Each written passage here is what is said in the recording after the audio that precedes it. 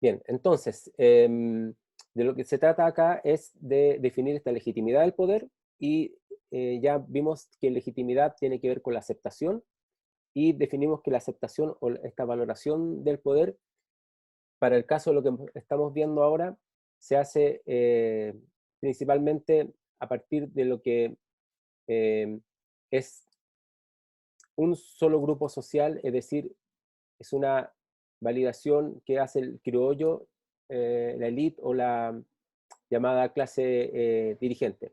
Por lo tanto, eso significa que tenemos que centrar la discusión en ese grupo. No significa que otros grupos no importen dentro de esta validación de los nuevos estados nacionales que se van a crear. Eh, lo que pasa es que estos grupos son los que, en un comienzo, ¿no es cierto?, son los que efectivamente están en ese fenómeno de aceptación de los cambios que va a traer la independencia. Hay otro elemento más que tiene que ver con aspectos de documentación.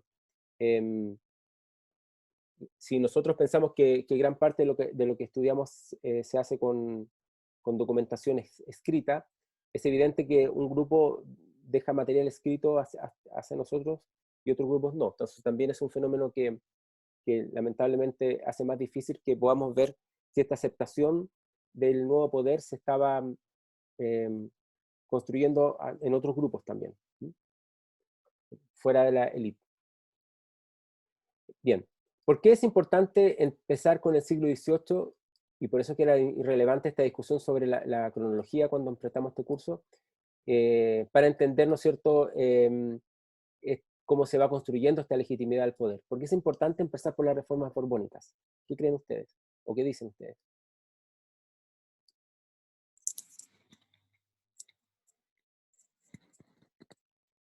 ¿Qué Porque, tiene? bueno, Perdón, sí. como dice usted en su cápsula, porque las reformas borbónicas rompen un poco con este como pacto colonial que se había generado a lo largo del tiempo, desde el inicio de la colonia. ¿Y qué tiene ese pacto colonial que legitima el poder? ¿En qué está basado ese pacto colonial en términos de la legitimidad del poder?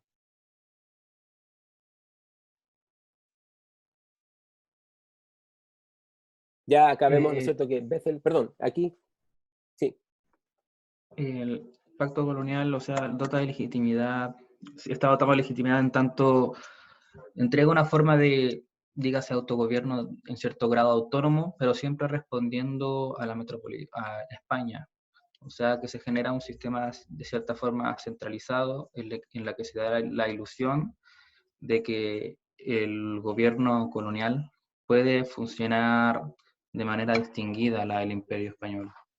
Algo así al menos se da a entender en el texto. ¿Estabas preguntando o afirmando al final? No, no, estaba afirmando. Muy bien, En así, hagan relación a su afirmaciones, pregunta. así vamos trabajando. Em, ya, pero ¿cuáles son los elementos que permiten entender que hay una legitimidad del poder? ¿En qué se basa esa legitimidad del poder que tienen, por ejemplo, los criollos en América? Y que las reformas borbónicas van a alterar, porque de ahí comienza esta discusión, ¿no? ¿En qué se basa esa legitimidad? En el orden colonial que estaba establecido. O sea, si la administración recaía sobre ciertos grupos que eran locales, ese pacto tiene que ver con legitimar esos grupos, de que el virrey, el que está a cargo del virreinato, la institucionalidad que se había creado durante el orden colonial, se debe respetar, y luego con la reforma borbónica, como que el poder central, que no había estado presente durante el periodo anterior de una manera visible o activa, comienza a tomar las riendas sobre el asunto colonial.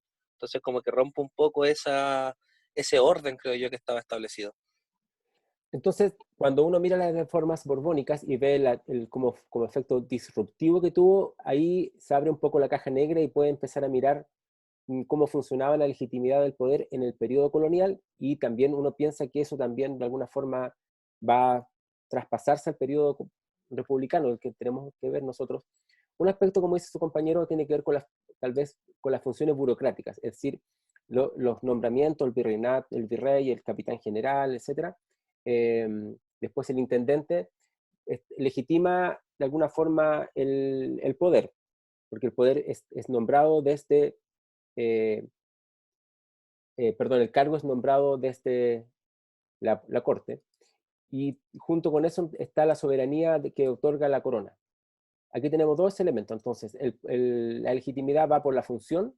La función burocrática es interesante porque hasta hoy día sigue, de alguna manera, legitimando en tanto es una función que está legitimada por quien nombra a ese cargo específico.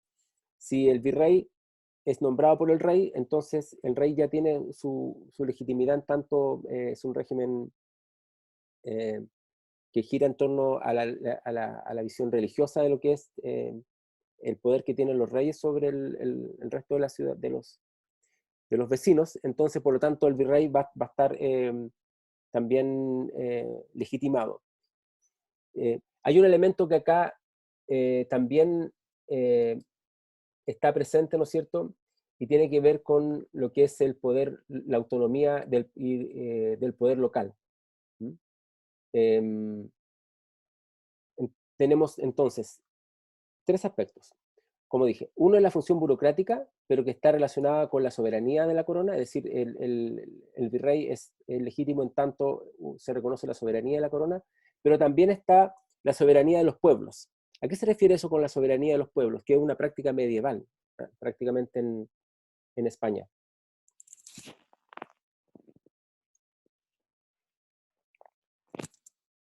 ¿Me sigue la pregunta, no? Tenemos tres formas de legitimidad. La función burocrática, la soberanía de la corona, que está basada en una visión religiosa de que Dios no, de alguna forma elige al rey, y el rey entonces viene validado desde Dios, del antiguo régimen, como dicen los franceses, pero también hay una tercera que tiene que ver con la llamada, ¿no es cierto?, soberanía de los pueblos, que es una práctica medieval. ¿Sí? Pienso que la soberanía de los pueblos debe estar relacionado como al sentido de pertenencia. O sea, si yo estoy bajo la soberanía de la corona y de la institucionalidad que se me impone o se otorga, hay una validación por parte mía como alguien que vive bajo ese orden. ¿En qué Pienso que se sentido? refiere a eso.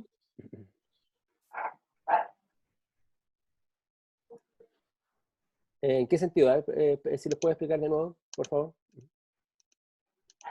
Claro, de que si otro factor para legitimar el poder en la soberanía de los pueblos, creo que debe estar relacionado con un sentido de pertenencia. O sea, si hay una institucionalidad que gobierna sobre mí, es porque yo acepto esa institucionalidad. O sea, hay un porcentaje, o sea, hay una validación procedente de la misma gente que está siendo gobernada. O sea, en este caso del pueblo como tal, del pueblo soberano.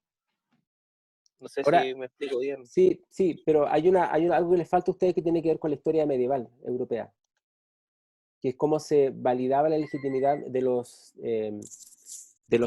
pueblos, que lo rompe de alguna manera cuando llega al poder los reyes católicos, ¿no? ¿Recuerdan eso? De esto algo se explica acá, em, cuando se habla de la legitimidad del poder municipal.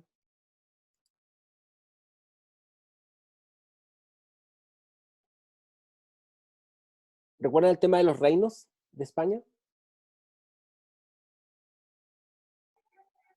Ah, aquí Lo Javier dijo algo, espérense, que escribió en el chat. Dice, En el chat hay- Javier dijo, cada pueblo tiene un grado de autonomía en cuanto a su funcionamiento, pero teniendo siempre en cuenta un poder central. No, el tema de acuerdos medievales, sobre todo antes de la llegada de los reyes católicos en España, es un poco diferente. ¿En cómo funciona eso? ¿Se acuerdan? Maximiliano estaba hablando, ¿o no? Es que hay una respuesta antes de la de Javier que también busca Eso, por responder a su pregunta. Creo que es de Nicolás. Ah, sí, estoy medio complicado con el chat, ahora que estoy viendo que no lo estoy viendo. Dice Nicolás, la soberanía de los pueblos está relacionado cuando los conquistadores fundan una ciudad, villa, establecen un cabildo. Ok, y ve su funcionamiento, nombramiento, calidad de ciudadanos, pero eso viene del periodo medieval español. ¿Qué son los reinos de España?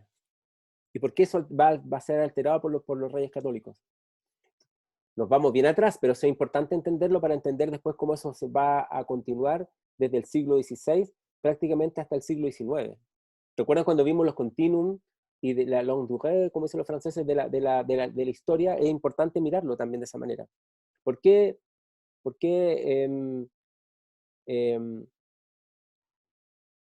los conquistadores pueden traer eso a América?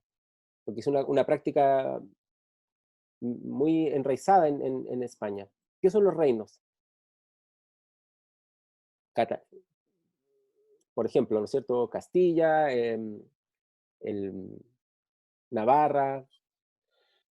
Son subdivisiones administrativas que se regían como bajo su propio, o sea, bajo un propio mandado, o sea, tenían como su propia forma de operar en diferencia del poder central. O sea, todos conformaban algo, un poder central mayor, pero cada uno tenía como una forma de autogobierno. Era una división, básicamente. Era totalmente una división establecida en reinos que se ponían de acuerdo. No sé si ustedes saben, pero los reinos, también pasa en otras partes, en lo que es actualmente Alemania, los reinos se ponían de acuerdo y a veces no solamente elegían un rey que lo representara, sino que a veces era sorteado. O sea, había un sorteo y la suerte, bueno, tiene una práctica un poco antigua, digamos, del medievo en todo caso, de la fortuna, significa azar, tal vez eso lo habrán estudiado ustedes, era la que tomaba la decisión. Es como si ustedes dijeran, vamos a formar un centro de alumnos, pero somos todos estudiantes, por lo tanto cualquiera puede ser representante de nosotros, ¿no es cierto? Y ustedes en vez de elegir, hacen una tómbola y eligen, digamos, por vía del azar. ¿Y ustedes tendría legitimidad ese estudiante o hombre o mujer si fueran elegidos o elegidas? Totalmente, ¿no es cierto? Porque es de grupo de pares. Tal como dice Nicolás y Sebastián, los reinos tienen autonomía, los reyes católicos instauran la monarquía absoluta, que dice, ok, aquí el que mando soy yo, digamos, también en Francia ocurrió, ¿no es cierto? De alguna forma esta soberanía de los reinos de España va a ser subsumido por un rey absoluto.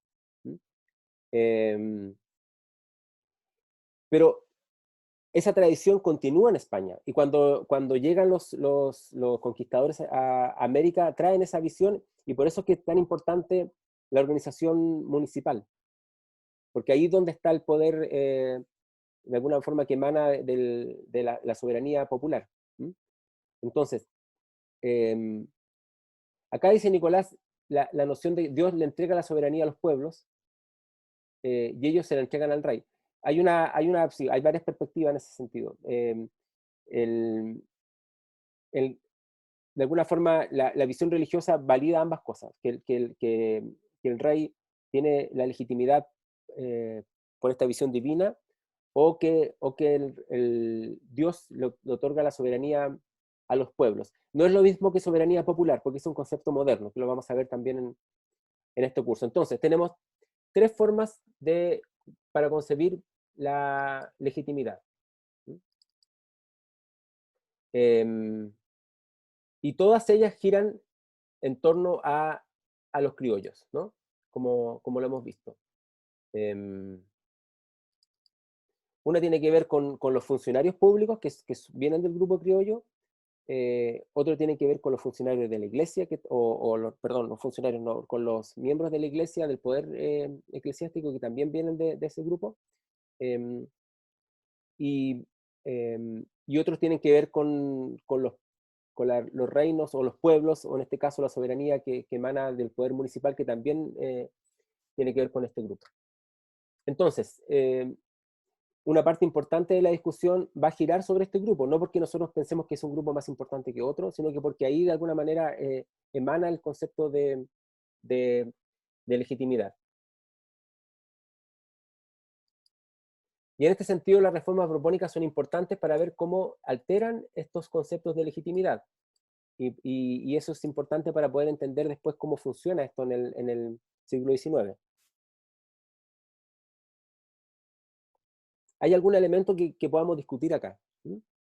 De este efecto disruptivo de las reformas borbónicas. A mí me gustaría poner atención en un aspecto que es muy poco visto, digamos, que tiene que ver con el tema del cohecho y el soborno.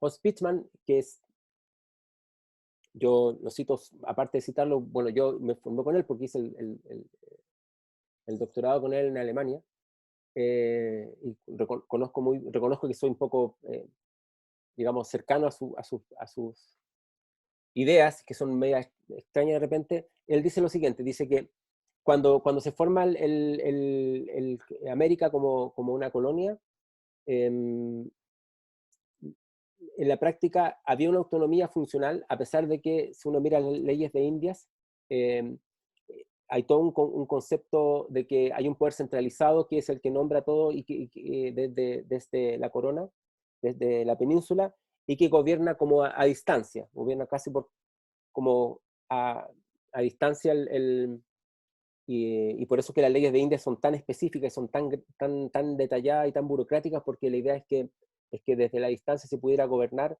sin que hubiese ningún tipo de, o minimizar lo que se pudiese, ¿no es cierto?, los intereses de España. Pero él dice lo siguiente, dice que hay en la práctica hay una autonomía, y eso funciona a través del cohecho y el soborno, y eso tiene que ver mucho con el nombramiento de las autoridades. Entonces, uno podría mirar la historia no considerando los aspectos como el soborno, el cohecho, como algo que es una anomalía, sino que viéndola como una práctica.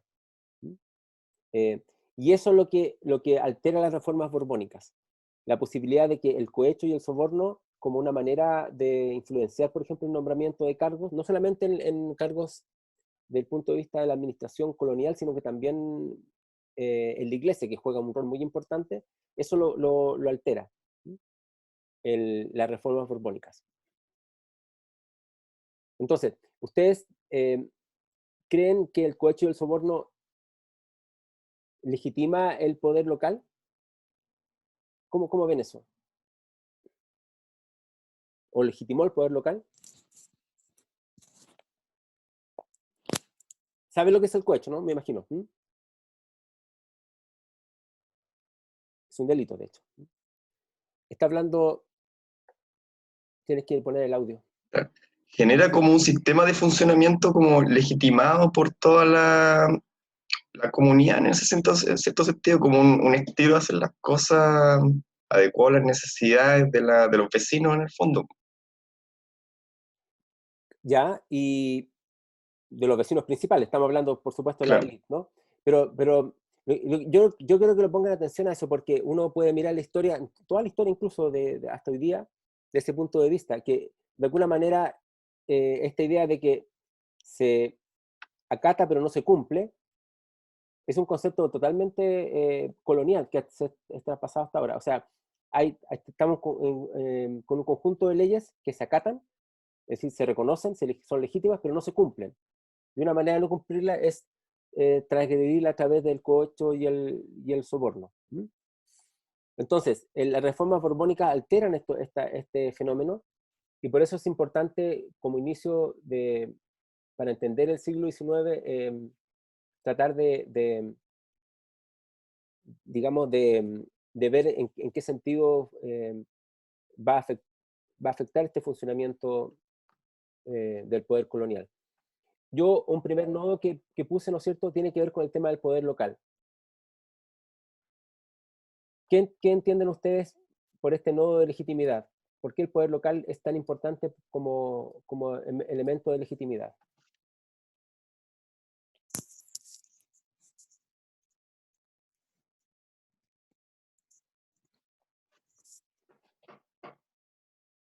¿Cómo altera la reforma borbónica esta legitimidad del poder local? O si las reformas borbónicas producen o generan que finalmente el poder local se ve disminuido, o según la literatura lo aumentan, lo exacerban, perdón.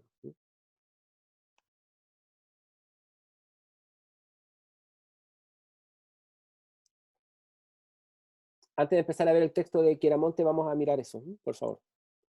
Que ya tenemos claro el concepto de legitimidad, más o menos definido.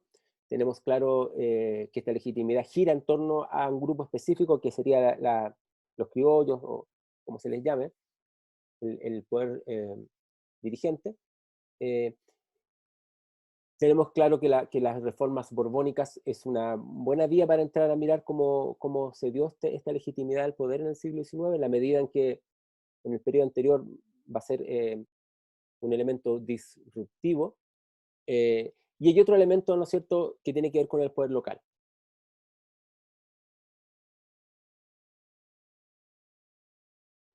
Las reformas borbónicas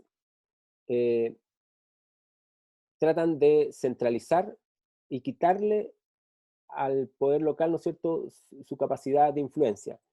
Según la literatura, ¿eso lo logra o exacerba el poder local? Eso creo que me gustaría que lo pudiéramos discutir ahora. Nicolás dice, yo no sé, ¿respecto de qué? Ya me perdí. Lo puse en el chat.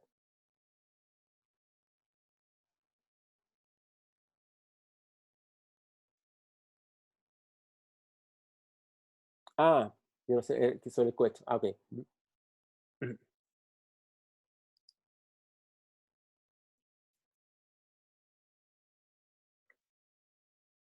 El cohecho es lo más parecido al soborno, ¿no?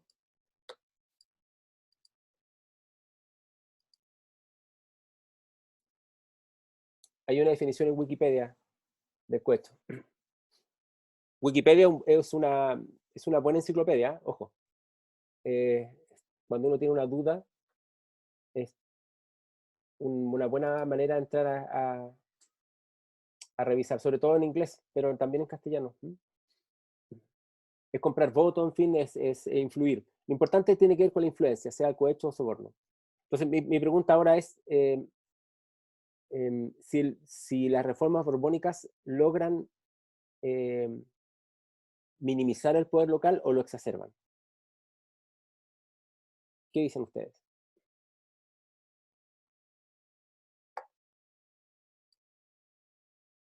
O sea, yo creo que lo exacerban, ya que generan todo un sentimiento, o sea, no un sentimiento, pero una necesidad por parte de los poderes locales de empezar a construir mayores espacios de autonomía. Y eso generó también fue un factor quizás para los procesos independentistas posteriores. ¿Lo exacerban? Ok, según la literatura lo exacerban. ¿Qué son las intendencias? ¿Y qué objetivo tuvieron dentro de las reformas borbónicas? Eso ustedes lo estudiaron, tienen que haberlo visto ya en el curso anterior.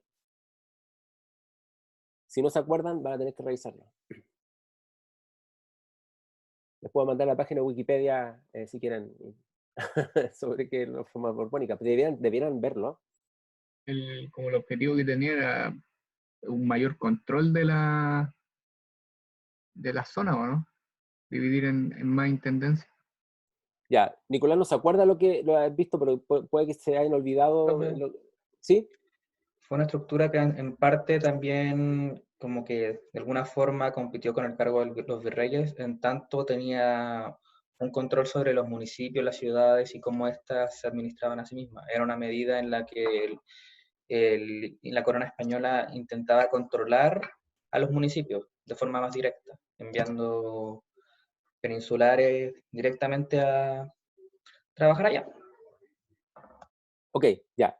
Eso me parece más adecuado a lo que dice la literatura. Si ustedes quieren, yo le puedo mandar el texto de Pitzman, no sé si lo tengo en PDF, pero sobre las intendencias, porque es clave las intendencias para entender cómo el poder local se va a reforzar contradictoriamente a lo que quiso hacer la corona en el siglo XVIII, que era minimizar el poder local. Porque las intendencias compitieron, como dice su compañero, compitieron con el virrey. Era como un poder paralelo. Y el mediador entre ambos, como yo lo expliqué también en la cápsula, van a ser los municipios. Por lo tanto, el poder local se exacerba. Y los intendentes buscan su legitimidad acá, como dice acá, en este poder municipal. ¿Por qué es importante esto? Porque la legitimidad que vamos a encontrar en la formación de los nuevos estados nacionales va a ser este poder local. Cuando uno estudia la historia de las naciones en América Latina, ¿cuál es el punto de partida? ¿Cuál es el Big Bang? ¿Cuál es el hecho administrativo, jurídico, legal que da inicio a los estados nacionales?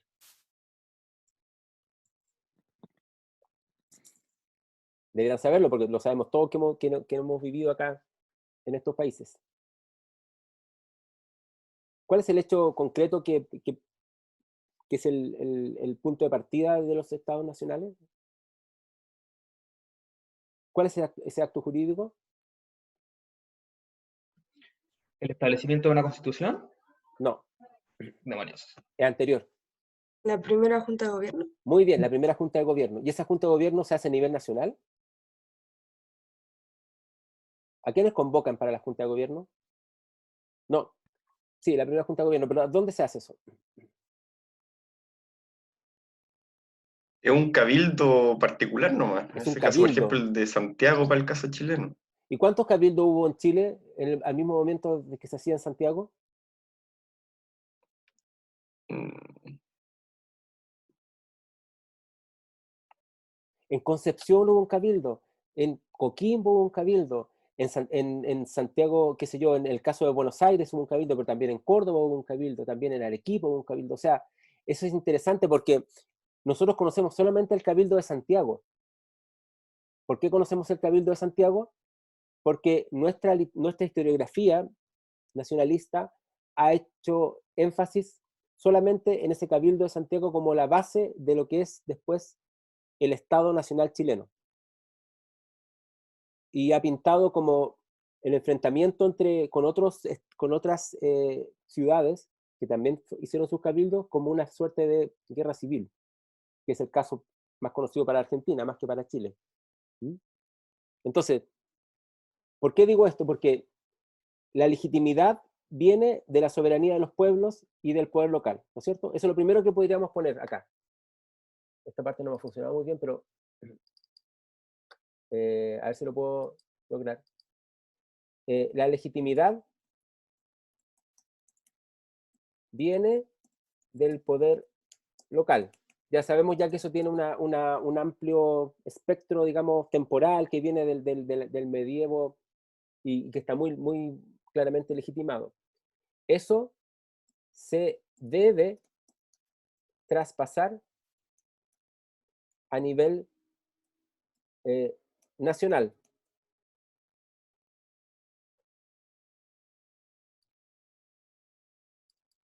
Y ese es un conflicto. ¿Cómo traspasar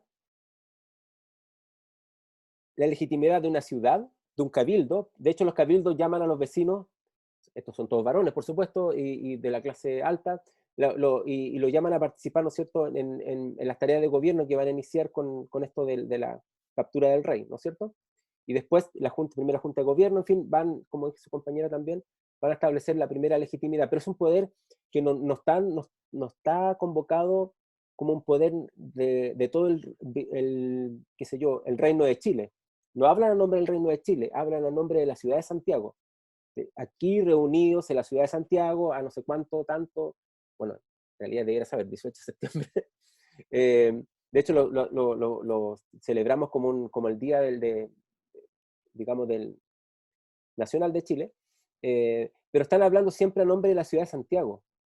La historiografía nos ha hecho ver, nos ha hecho creer que ellos hablan a nombre de Chile, pero están hablando a nombre de Santiago. Entonces, el primer problema de la legitimidad del poder va a ser cómo traspasar ese poder local a un elemento más amplio, que es el poder nacional.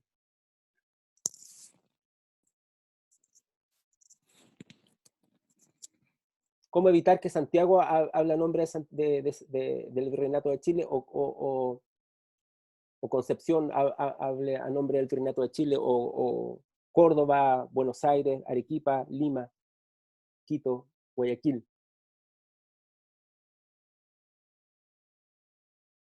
No sé si me siguen, si siguen el problema. ¿Cómo lograr esto? Entiendo, pero creo que en ningún momento se pudo solucionar el problema porque es algo que se hereda como hasta el día de hoy, que Santiago sigue siendo, entre comillas, Chile. Claro, o sea, con problemas me refiero también a una cuestión, ¿no? No tienen, bueno, los problemas se mantienen como estructurales, probablemente, como tú lo dices. Pero ¿qué tenía Santiago respecto de Concepción que lo hacía merecedor para la historiografía después y la formación del Estado Nacional, por ejemplo? No hablemos este curso no trata sobre Chile, pero tal vez podría ser un buen ejemplo que es más conocido. Durante gran parte del periodo colonial, ¿dónde vivía el gobernador? ¿En Concepción o en Santiago? No sé si saben, tienen ese dato. En Santiago, ¿no? No, en Concepción. No, en Concepción. Es curioso, vivía en Concepción. ¿Y de dónde vienen? Saquen ustedes, vean los nombres de los principales jerarcas que obtienen los primeros puestos de gobierno cuando se forma el Estado chileno. ¿De dónde son? Una vez dije que eran de Concepción, pero Bernardo Higgins es de Chillán, y me equivoqué rotundamente, y lo recuerdo porque había una estudiante de Chillán que se enojó. Eran de la zona, digamos, de la zona de la Concepción, para no caer en la visión santiaguina de que Santiago, de Concepción, perdón, y Chillán es lo mismo. No eran de Santiago. Si ustedes miran de dónde viene Freire, de dónde viene Higgins y otros, ¿no es cierto? Son más bien de la zona de Concepción. Entonces, quiero que hagamos un paréntesis acá, estimadas y estimados. Nosotros tenemos para mirar la historia del siglo XIX, tenemos que separar un poco lo que ha sido la visión de la historiografía nacionalista desde el siglo XIX y sobre todo a partir del siglo XX. Y eso nos ha hecho dibujar una imagen de que se formaron estados nacionales legítimamente a partir de estos primeros eventos como la primera junta de gobierno o el primer cabildo. Pero estos siempre eran eventos y fenómenos locales. Entonces, ¿quién tiene mayor legitimidad para gobernar a nombre de un país que va a nacer? Santiago, Concepción, Córdoba, Buenos Aires, Quito, Arequipa, Guayaquil, qué sé yo, o cualquier otro lugar. Tendrá que ver, sí, también el tema de las instituciones, de dónde se encuentran las instituciones de la época. Tú dices, por ejemplo, dónde se encuentra La Real Audiencia, la la Real Casa Audiencia. Moneda. Sí, la Real Audiencia estaba en varias partes, no estaba solamente en una sola ciudad. La Casa de Moneda, sí, bueno, eso es posterior, pero sí, puede ser. ¿Dónde están las instituciones? También tiene que ver, Nicolás dice que todos tienen la misma legitimidad, y por eso explicaría las guerras civiles, ¿no? Porque al final, ¿cómo se soluciona? Lamentablemente por la violencia. Y ahí hay un elemento de definición. Quien tiene mayor poder militar define quién va a tener comillas, la legitimidad. Quiero que lo piensen, por favor, porque es un aspecto, tal como dice su compañera, respecto a otros fenómenos como el centralismo, que hasta hoy día tenemos esa dificultad en América Latina. Bueno, no solamente acá. Que muchas veces la legitimidad viene dada por quien tiene el manejo de la violencia. Si miramos la historia argentina, podemos verlo así también, ¿no? O sea, quien finalmente llega por las armas a establecer el poder. Y en el caso de Chile sí también hubo guerras civiles. Eso se había estudiado muy poco, porque teníamos la imagen idealizada de que Chile tenía una especie de orden y todo el tema portaliano, toda esa cosa media fantasiosa de la República Conservadora, que ya sabemos que está más en la mente de los historiadores que efectivamente uno puede ver en las fuentes documentales. Ahora Nicolás dice la legitimidad tiene que ver con también el tema de la milicia, o todos tienen la milicia, no es la milicia en el ejército. ¿Quiénes son los que pelean en las batallas, en la llamada batalla de la independencia? ¿Son los militares? ¿Quiénes pelean? ¿Quién era militar ahí? En el caso de Chile, ¿quién había estudiado para ser militar?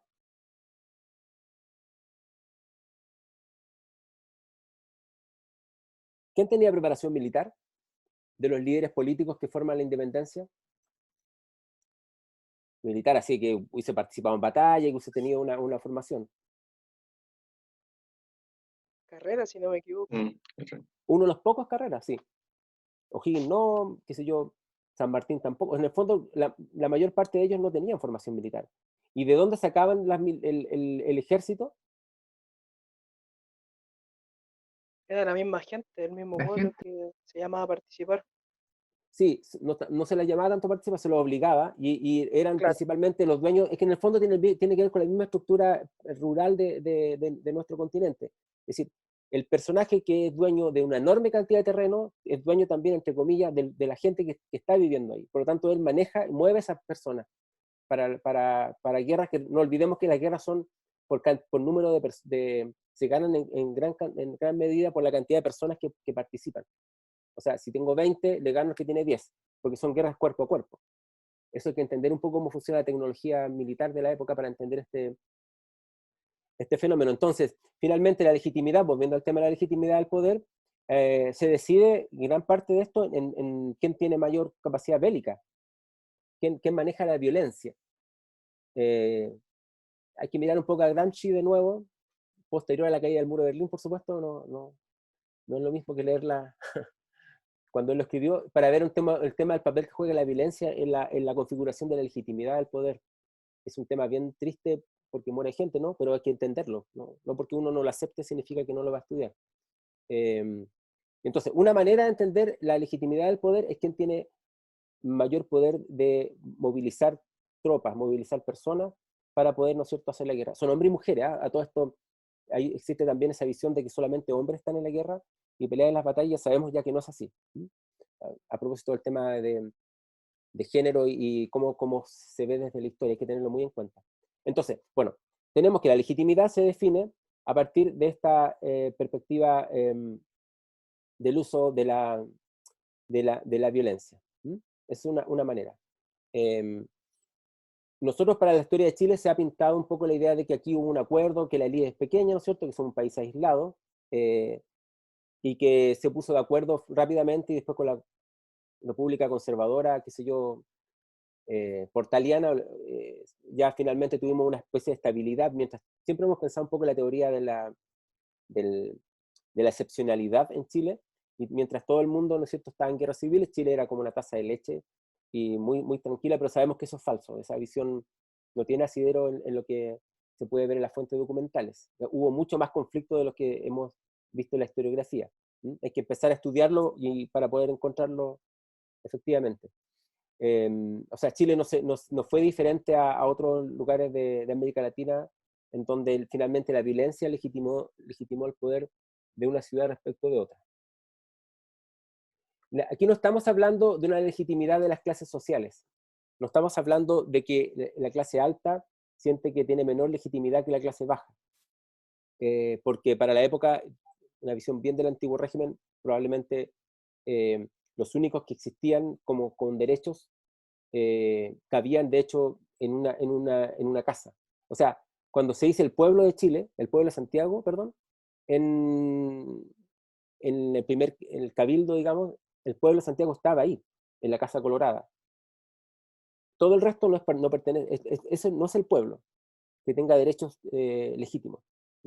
Uno podría estar en contra de eso, por supuesto, en nuestra visión moderna nos encontramos un poco terrible, digamos, pensarlo de esa manera, como muy excluyente, pero funcionaba así. Bien, veamos algunas cuestiones. No sé si hasta acá tiene otra cosa más que agregar, o alguna, o algo que no esté definido de la manera que ustedes creían. Ven que vamos hablando de la legitimidad, ¿no es cierto? ¿Sí? Vamos hablando de la legitimidad, ya sabemos, hay mucha literatura sobre qué legitimidad, no la podríamos buscar también, si quieren se las puedo mandar, pero partamos de esa base. Yo aquí puse algunas cuestiones. Si yo marco, ¿ustedes pueden ver que estoy marcando? Sí. Sí, ok, gracias. Entonces, la cuestión es, ¿se redefinió la noción de soberanía de los pueblos? O sea, ¿cómo esa soberanía de los pueblos, que es totalmente local, pasa a ser un aspecto más amplio? Ya lo vimos ya como un tema. ¿Quién tiene mayor legitimidad para arrogarse dicha soberanía? Sus compañeros, algunos como Nicolás, dicen que en realidad todos tienen la misma legitimidad, por lo tanto, quien decidió quién era más, comillas, legítimo, fue quien tuvo mayor poder militar. Lamentablemente, la historia nos muestra que funciona de esta forma. ¿Cómo lograr legitimidad de los nuevos estados nacionales bajo los términos contractualistas heredados del periodo colonial? El contrato que él le llama Chiaramonte como el pacto colonial, ¿no es cierto?, entre este poder local, el poder central, el factor del cohecho y el soborno, como también parte en el fondo de un contrato de facto. ¿Cómo pervivieron las viejas formas de autogobierno con los nuevos estados? Quizás los nuevos estados, ahora los podemos ver, que nunca fueron nacionales. Siempre dependieron de una ciudad o fueron en la práctica de una ciudad nada más. O sea, uno podría pensar que toda la historia, no toda, parte de la historia del siglo XIX hasta un momento, en el caso de Chile, es la historia de Santiago y la historia de Concepción, en el fondo. No es la historia de todo Chile. Profesor, Sí, entonces, por esa razón, por ejemplo, Estados Unidos puso una capital en una ciudad nueva al momento de su independencia que no formaba parte de ninguna de las colonias originales, como Washington, eso como podría. para evitar los conflictos de legitimidad entre las colonias principales. Sí, bueno, Chiaramonte lo habla, vamos a verlo después, cuando habla del autogobierno y régimen representativo, que compara, si lo leyeron bien, recordarán, compara, ¿no es cierto?, el caso de América Hispánica con América sajona. Eh, una de los eventos más característicos cuando se forma algo nuevo es crear una ciudad que sea casi ex nihilo, creada directamente para reafirmar una legitimidad. Y el caso Washington, claro, se puede entender de esa manera.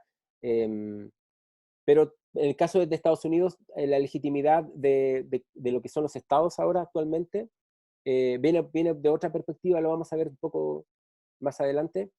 Pero yo mantendría un poco la idea de que la legitimidad viene dada por lo nuevo en el caso de los Estados Unidos. O sea, tener una nueva ciudad legitima algo que es algo que marca una diferencia con lo que era anteriormente. Si los ingleses tenían qué sé yo, New York como su gran base, de alguna forma, crear una nueva ciudad, no tan lejos de ahí, digamos, que la primera parte de la colonización inglesa de América del Norte, ¿no es cierto?, de alguna forma legitima a partir de lo nuevo. Lo nuevo también se legitima o puede legitimar algo, digamos, que a partir de justamente su novedad. O sea, si lo viejo se legitima a partir de las tradiciones, uno las puede encontrar, ¿no es cierto?, de forma bien eh, construida, por supuesto, como diría Hobsbawm, tradiciones inventadas. También uno puede encontrar lo nuevo, que a partir de lo nuevo uno legitime algo. En Brasil también de alguna forma lo hizo en el siglo XX, cuando crea Brasilia, cuando hace esta ciudad. Tiene ese sentido. Bien, entonces, tenemos que esta legitimidad va a tener un problema de origen, y que es un problema, como dijo su compañera de alguna forma también, que arrastramos hasta hoy día, y es importante entenderlo. No olviden ustedes que yo al principio del curso les decía que lo importante es que como historiadores e historiadoras sepamos entender nuestro tiempo para poder de ahí mirar hacia el pasado. Y por eso hay que estar siempre pensando esto, de cómo los problemas que estamos viviendo hoy día de alguna manera los podemos proyectar hacia el pasado como algo que tiene su origen de alguna forma incluso en periodos muy antiguos a los que nosotros de lo que eventualmente pudiéramos creer. Bueno, las formas de autogobierno de los nuevos estados, vamos a ver, ¿no es cierto?, cómo van a pervivir, y por eso yo les decía, podríamos hacer una historia completamente distinta del siglo XIX y no hablar de estados nacionales, sino que hablar de ciudades que se transforman en una especie de simulación de ser un estado nacional. Pero ¿qué control tiene el Estado respecto de todo el resto del país?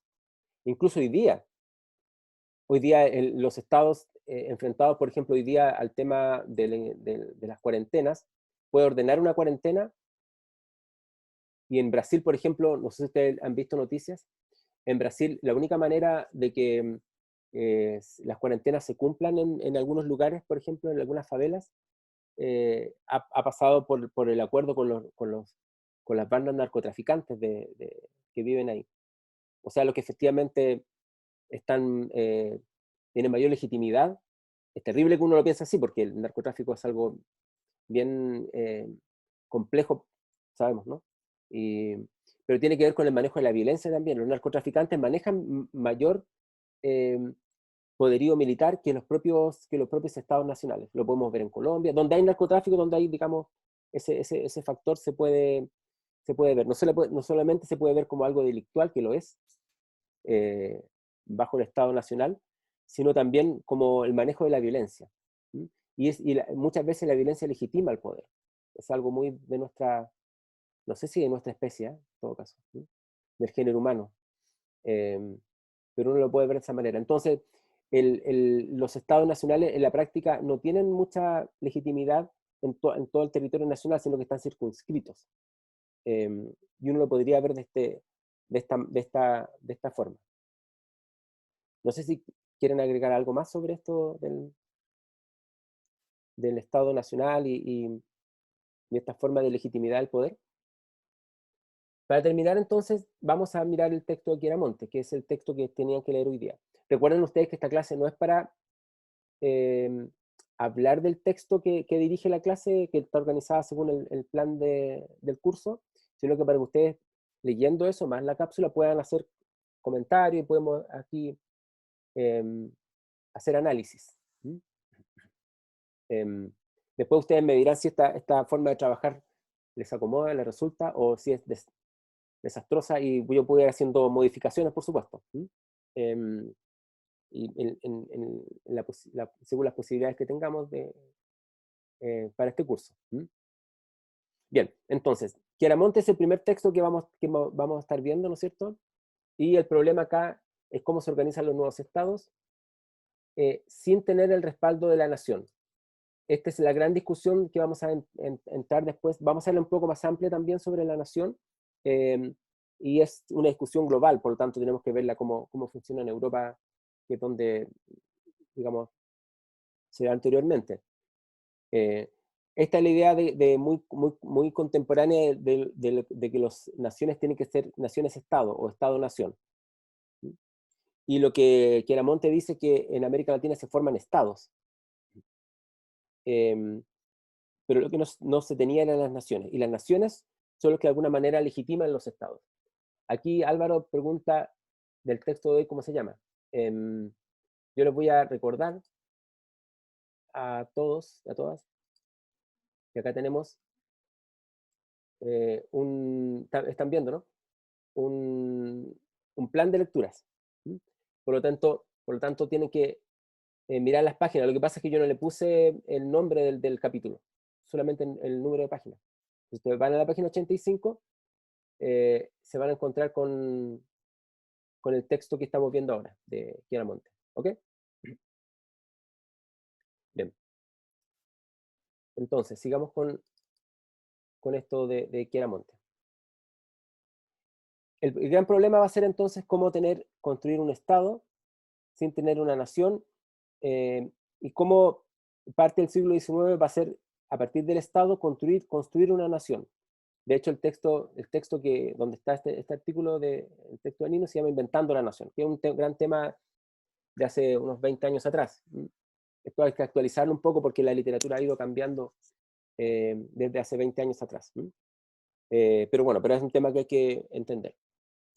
Entonces, aquí los factores a describir que está considerando Chiaramonte es, primero, lo que hemos discutido ahora, este cimiento municipal de los futuros estados, es decir, el poder local, cómo se legitima desde las ciudades cabecera en algunos sentidos,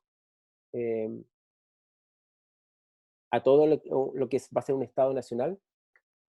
En segundo lugar, cómo funciona el autogobierno en tanto régimen representativo, y para eso Chiaramonte compara la América inglesa y la América hispana, para ver un poco, a partir de esta comparación, entender cómo funciona nuestro subcontinente.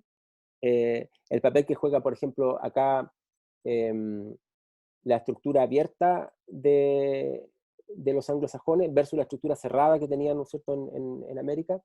El papel de la iglesia, que es fundamental. No es lo mismo tener una iglesia protestante donde no hay una institucionalidad centralizada. Cada quien puede, ¿no es cierto?, hacer su propia iglesia. Justamente el protestante, ustedes habrán estudiado el cisma religioso en sus clases de historia universal y recordarán, ¿no es cierto?, que la idea era que uno tenga un contacto directo con Dios, sin instituciones. Uno puede interpretar la Biblia incluso, cosa que es un aspecto muy complejo para la Iglesia Católica, ¿no? No hay una aristocracia hereditaria en el mundo anglosajón, por lo tanto hay una mayor igualdad o legitimidad entre los grupos, cosa que aquí no ocurre. Y cómo el poder, ¿no es cierto?, local se organiza de una manera muy diferente en los estados. Después el federalismo va a recoger eso en los Estados Unidos, muy distinto a gran parte de América Latina. Después el otro tema tiene que ver con la iglesia. Este es un gran tema de investigación que lamentablemente para el caso de la historia nuestra chilena se estudia muy poco. Muchas veces se estudia desde el punto de vista de la propia Iglesia Católica, es decir, tratando de enfatizar el papel importante de la Iglesia, que lo tuvo, y en gran medida pasa desapercibido. ¿Cuántos trabajos han leído ustedes o han hecho sobre el papel de la Iglesia en la historia de América? No sé si los pueden numerar. ¿Qué tanto saben del papel de la Iglesia durante el siglo XIX o qué sé yo, anterior? ¿Saben cómo estaba formada la Iglesia? ¿Cómo se estructuraba en el periodo colonial? No estoy haciendo una crítica a mis colegas que trabajan en esos temas, por supuesto, me estoy hablando en términos generales cómo funciona nuestra historiografía. Por favor. ¿Me entiende la pregunta, no? O sea, en siglos anteriores como que la iglesia funcionaba como un método evangelizador de los indígenas. ¿Solamente Y evangelizador? tenían, o sea, también es que funcionaban mediante, hoy no me acuerdo el nombre, pero, o sea, de cierta forma como que lo hacían trabajar, pero también tenían una labor educativa. Ah, tipo encomienda, dices tú. Eso, esa era la palabra. Sí, pero es que esa visión es importante, porque esa perspectiva efectivamente ocurre, ¿no es cierto? La iglesia evangeliza, la iglesia, ¿no es cierto?, tiene que ver con el tema de cómo se vincula el Estado español con los pueblos indígenas, pero no solamente eso. Las regalías significa el poder, ¿no es cierto?, que tiene el Estado sobre, o en este caso la corona, sobre los ingresos también de la iglesia. ¿Quién cobra impuestos en América? ¿Cómo se cobra impuestos? ¿Cuál es la institución que está presente hasta en los lugares más recónditos, más perdidos, digamos, del continente americano?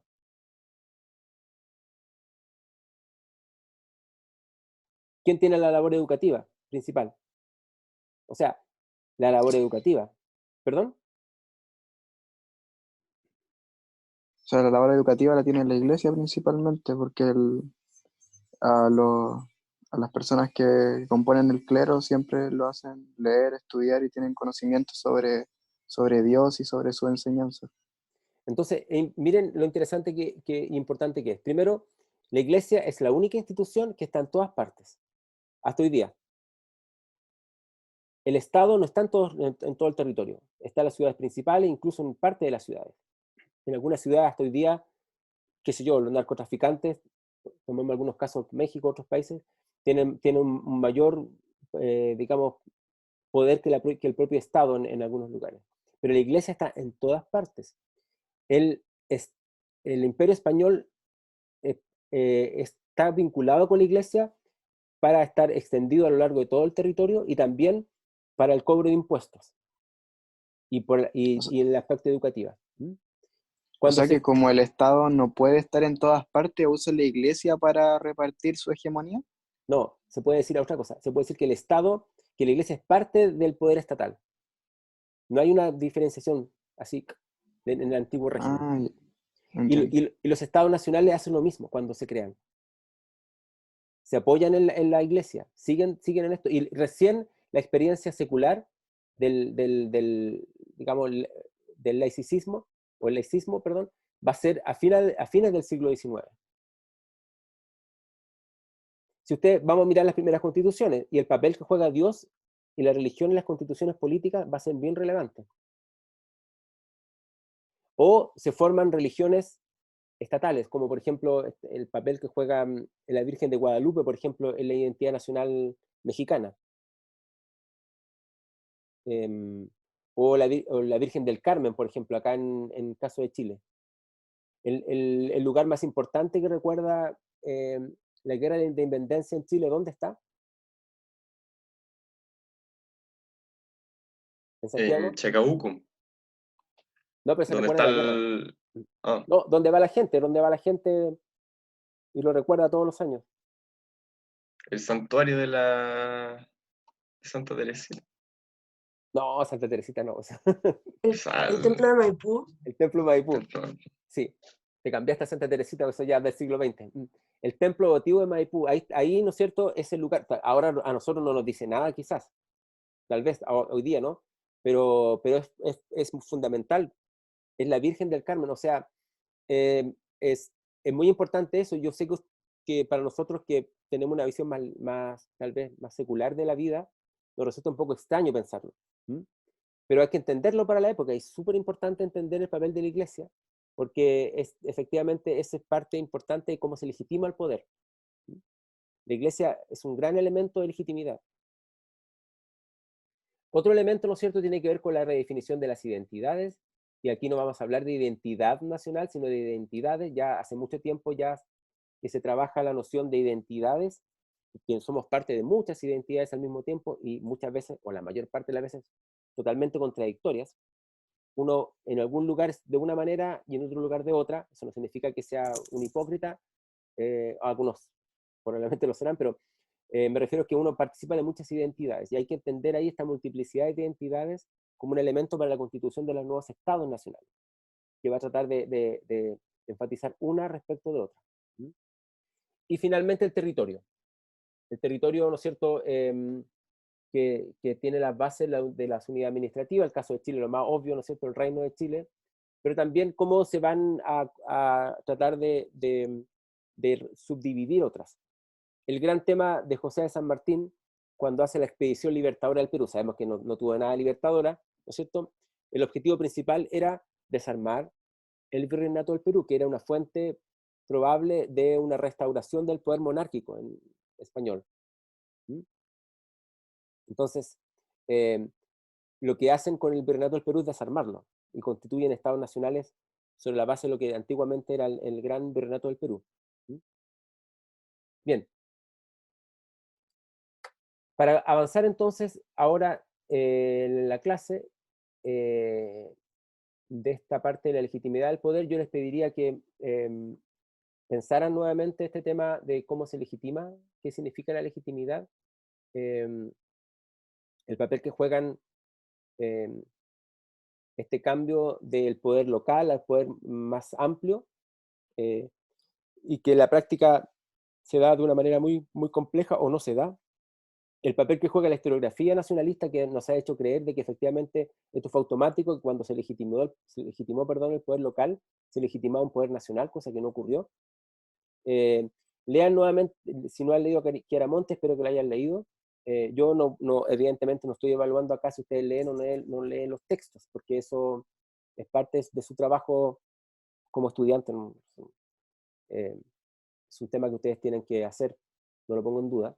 Y si, no, ya si lo leyeron de una manera, tal vez pueden leerlo de otra, para un poco enfatizar estos elementos de cómo se legitima el poder.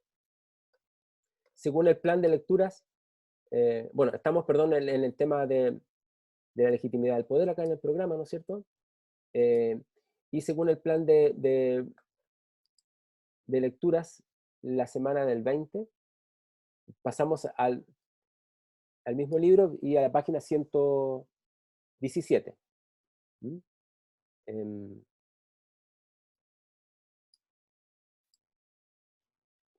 Vamos entonces a avanzar acá.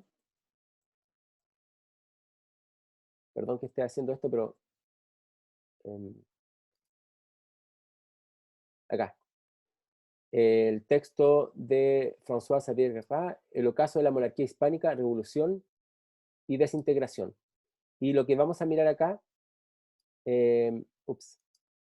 perdón, tiene que ver con el nivel de análisis que se va a organizar y qué elementos inéditos trae la crisis de la abdicación del rey a su poder monárquico. Entonces, vamos a seguir con el tema vamos a seguir mirando el tema de la legitimidad del poder, pero orientados, ¿no es cierto?, al tema de cómo se ve enfrentado el tema de la desintegración tras la abdicación del rey. Vamos a mirar un poco, en el fondo, cómo la manera en que se produce la abdicación del rey y lo que ocurre después va a ser el elemento sobre el cual vamos a construir la legitimidad después de los nuevos estados nacionales. Entonces, seguimos con el tema de la legitimidad del poder, pero enfrentados ahora ya no a las reformas borbónicas, sino a la forma sobre la cual se constituyó o el rey dejó el poder. Porque no es lo mismo abdicar de un poder que a uno le quiten el poder. Un rey normalmente perdía el poder cuando moría, obviamente. Ahí pasaba el poder a otra casa real, incluso cuando se casaba por elementos de quién es rey, quién es reina en algún momento, o en una guerra cuando efectivamente el rey se enfrentaba con otro y lo mataba, digamos. Y la violencia, lamentablemente, es una gran fuente de legitimidad del poder.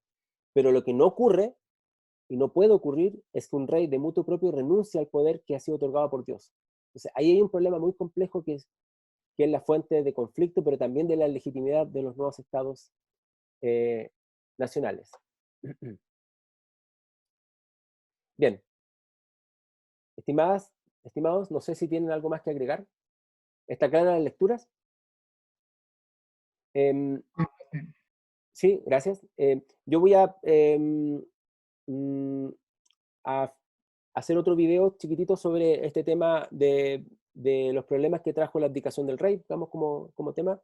Y espero tenerlo aquí a mañana.